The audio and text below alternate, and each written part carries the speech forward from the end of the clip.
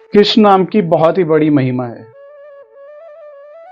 आज मैं आपको एक ऐसा प्रसंग सुनाने जा रहा हूँ जो बहुत ही अद्भुत है। हो सके तो इसको आंखें बंद करके सुनिएगा, आपको साक्षात भगवान श्री कृष्ण के दर्शन हो जाएंगे। ध्यान से सुनिएगा, मन लगा के सुनिएगा। नमस्कार, मेरा नाम है पंकज सेठी और आप सभी का मेरे YouTube चैनल पर बहुत बहुत स्वागत है। करौली गांव में एक काले खां नाम के व्यक्ति रहते थे जो धर्म से मुसलमान थे। वो कृष्ण के मंदिर के बाहर, मदन मोहन के मंदिर के बाहर झाड़ू लगाने का काम करते थे। उस उनकी जो जीविका थी वो इसी से चलती थी। वो प्रतिदिन मंदिर के बाहर झाड़ू लगाते थे और जब भी उनको मौका मिलता तो वो मदन मोहन के दर्शन कर लेते। जात से मुसलमान थे तो मंदिर जाने की उनको इजाजत नहीं थी और मन में थोड़ा हिचक भी थी कि मंदिर में जाऊंगा और लोग कोई रोक देगा और मेरे को टोक देगा कुछ। तो इस वजह से वो मंदिर के बाहर से ही कान्हा के दर्शन कर लेते थे। ये प्रतिदिन होता था। उनको जब समय मिलता था, जब उनको मौका मिलता था, तो वो प्रतिदिन मदन मोहन के दर्शन करते थे। टाइम बीतता रहा, उनका प्यार बढ़ता चला गया। वो कृष्णमय हो गए, उनका ध्यान सिर्फ अब कृष्ण में रहने लगा, अपने कान्हा में रहने लगा। अब वो बेचैन रहते कि भी मैं जल्दी से जल्दी कान्हा के पास पहुंच जाऊं और उनके दर्शन करूं। वो कहीं भी जाते उनके मन में एक बेचैनी रहती कि मैं जल्दी से जल्दी अपने कान्हा के पास पहुंचूं। मंदिर के अंदर जाते ही नहीं थे, बाहर ही बैठ के दर्शन करते थे। ऐसे करते करते करते अब वो पूरा पूरा दिन टाइम देने लगे मंदिर में, बाहर ही खड़े होते। काम खत्म करते, मंदिर के बाहर आके बैठ जाते। ये सब चल रहा था जब, तो उनकी जो धर्मपत्नी थी वो उनसे बहुत नाराज हो गई। उनसे शिकायत करने लगी कि आप तो सारा दिन मंदिर के बाहर ही बैठे रहते हो, आपको तो घर परिवार की पड़ी नहीं है, आप घर भी नहीं आते हो। जब देखो आप वहां पे मंदिर के बाहर। आप काफिर हो गए, आप हिंदू हो गए हो, आप काफिर हो गए हो, आप अपने धर्म से पीछे हट गए हो, आपको अल्लाह कभी माफ नहीं करेगा। इस बात को लेकर उनमें आपस में प्रतिदिन झगड़ा होने लगा।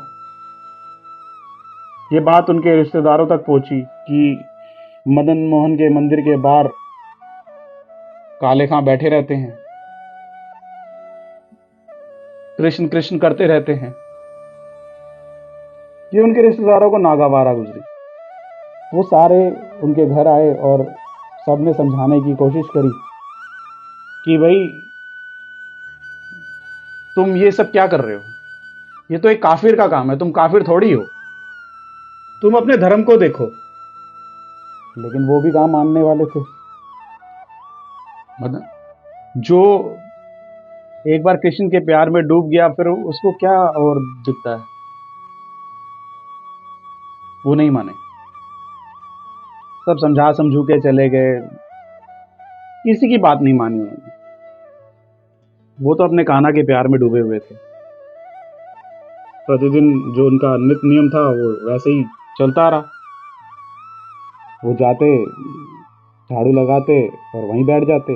अब तो उनके पास बहाना भी था कि घर जाऊंगा तो झगड़ा होगा बीवी के साथ, वो मेरे को फिर वही ताने मारेगी। तो वो क्या करते, अब उस झगड़े से बचने के लिए मंदिर के बाहर ही परमानेंट हमेशा बैठ जाते और सत्संग में ध्यान देते और कृष्ण में डूब जाते। उनके साथ एक परेशानी थी, उनकी कोई औलाद नहीं थी।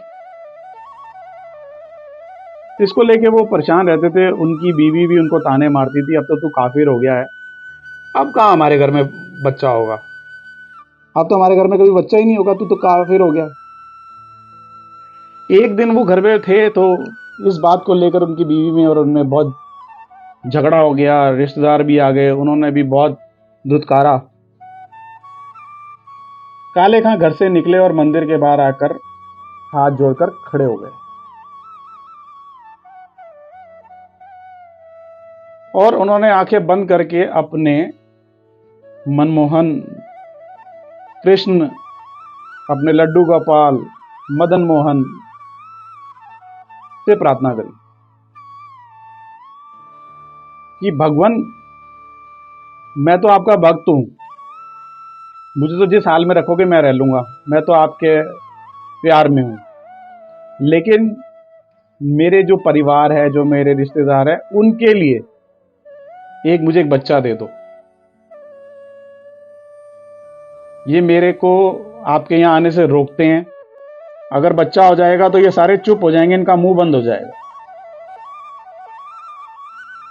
प्रार्थना करते हैं वो काले खां मदन मोहन के मंदिर के बाहर खड़े होके।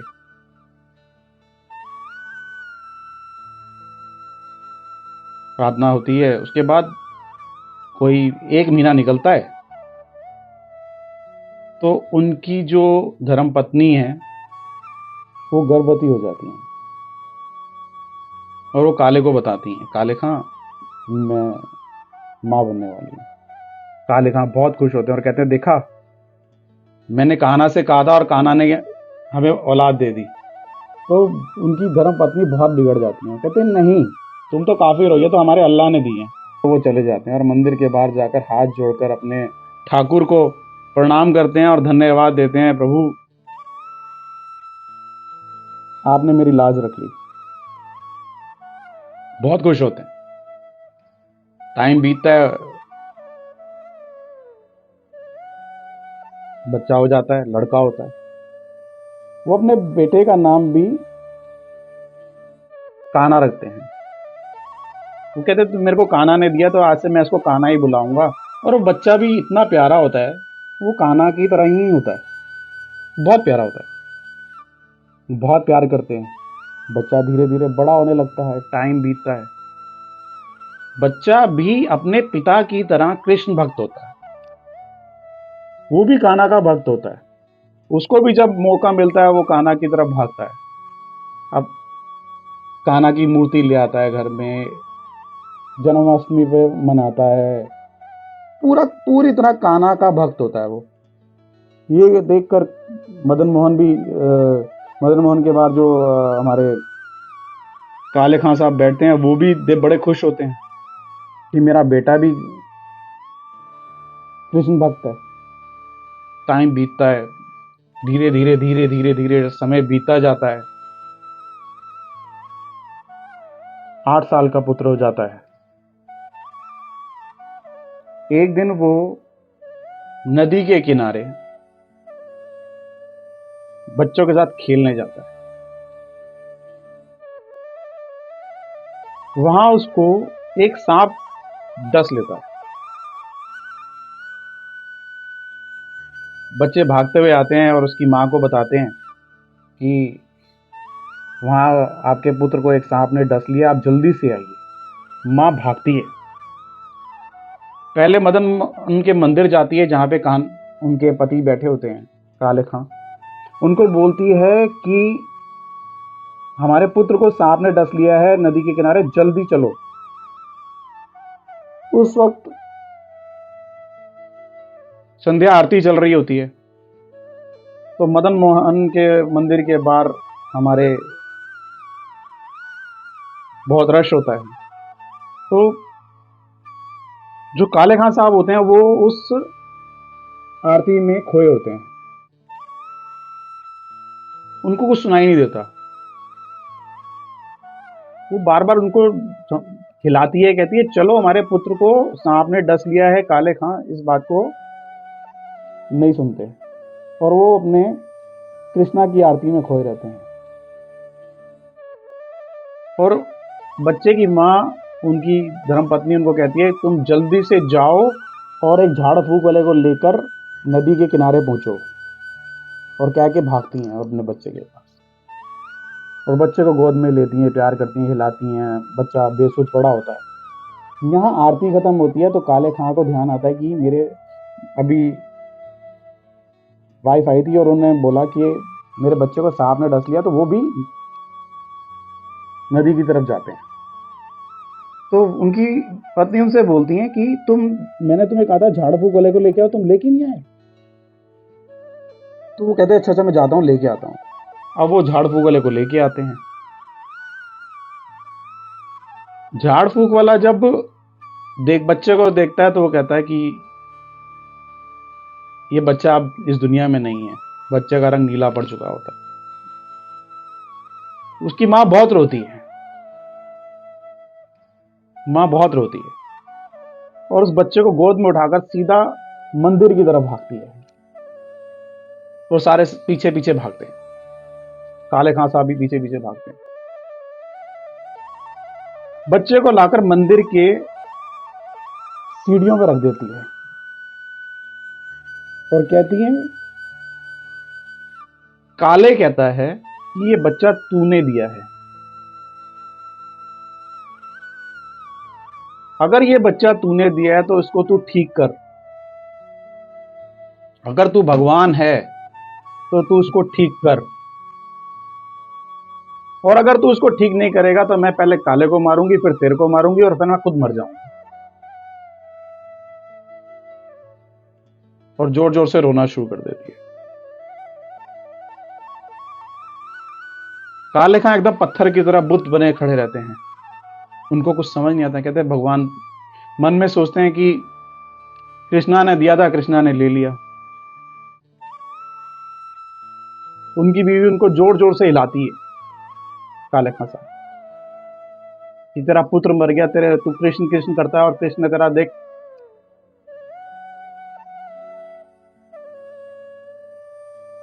काले खां बाहर खड़े होकर हाथ जोड़ते हैं कृष्ण के सामने, मूर्ति के सामने, और मन में कहते हैं अगर तू हिंदुओं का है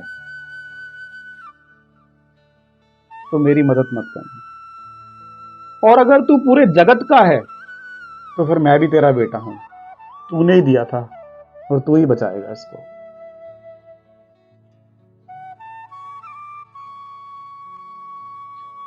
ये बोलकर वो एक भजन, छोटा सा भजन गाते हैं। आंखों से अश्रु बहते हैं उनके। बच्चे के सिर के पास, माथे के पास बैठ के वो भजन गाते हैं और उनके आंखों से अश्रु निकलते हैं। जैसे ही आंखों से अश्रु बच्चे के माथे पे गिरते हैं, बच्चे का रंग बदलना शुरू हो जाता है। सब हैरान हो जाते हैं। नीला पड़ा हुआ बच्चा एकदम रंग बदल गया उसका। 2 मिनट बच्चा उठ के बैठ जाता है। सब देख के हैरान हो जाते हैं, ये क्या हो गया। बच्चा उठ के इधर उधर भागता है, मित्र कहाँ हो, मित्र कहाँ हो, मित्र कहाँ हो। काले खां की बीवी उसको, बच्चे को पूछती क्या हुआ बेटा।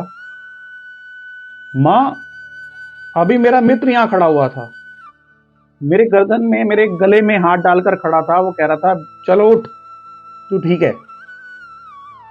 उसने मुझे उठाया। मां कहती यहां तो कोई नहीं था।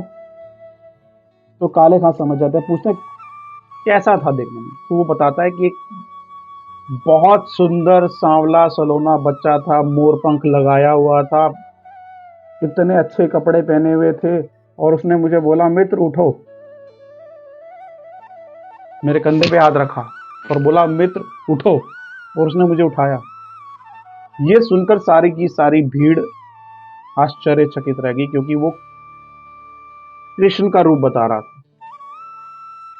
कि साक्षात भगवान ने आकर उस बच्चे को उठाया। अब काले की बीवी जो थी वो सीढ़ियों पे गिर गई और शुक्रिया अदा करने लगी कि हे मेरे मदन मोहन, काला सच्चा था, उसकी भक्ति सच्ची थी। ये आज उसकी भक्ति के दम पर ही मेरा बच्चा जीवित है, और ये आपने ही दिया है। और वहां पर सभी खड़े होकर ये सब देख रहे होते हैं। इस तरह एक भक्त की भक्ति जीतती है और भक्त का विश्वास जीतता है। भगवान ये नहीं देखते कि ये हिंदू है या मुसलमान है, वो भगवान तो सबके हैं, कृष्ण तो सबके हैं, ब्रह्मांड उनका है।